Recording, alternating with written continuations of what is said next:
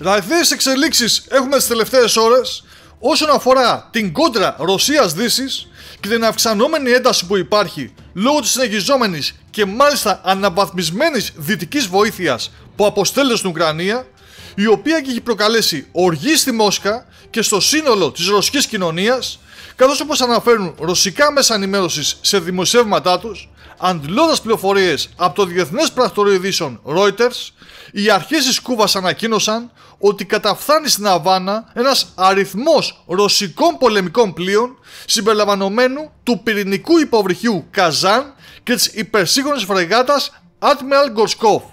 ενώ είναι δεόντως αξιοσημείωτο ότι οι κουβανικές αρχές τόνισαν ότι τα πλοία του ρωσικού πολεμικού ναυτικού δεν φέρουν πυρηνικά όπλα και δεν αποτελούν απειλή για την περιοχή.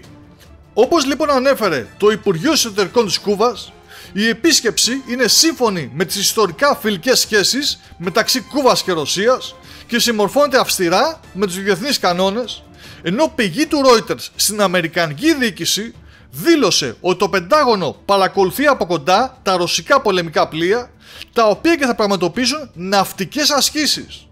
Με απλά λόγια, ρωσικές ναυτικές ασκήσεις στην αυλή των ΗΠΑ,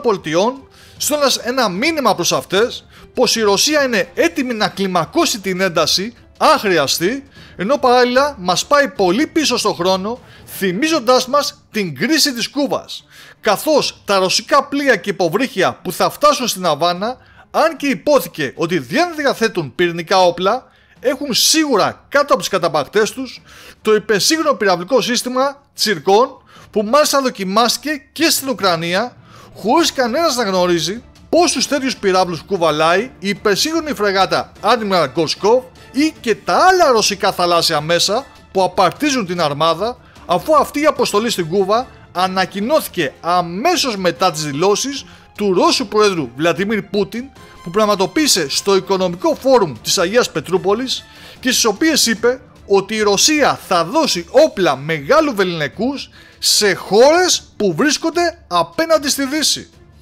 Οπότε είναι σίγουρο ότι η σκέψη των περισσότερων πηγαίνει στο αν η Ρωσία με την αρμάδα αυτή μεταφέρει τέτοιου είδους όπλα στην Κούβα που μπορούν να φτάσουν και να χτυπήσουν τις Ηνωμένες Πολιτείες. Δηλαδή αν έχουμε μια επανάληψη της κρίσης της Κούβας, αυτή τη φορά με βαλιστικούς υπερεχητικούς πυράβλους.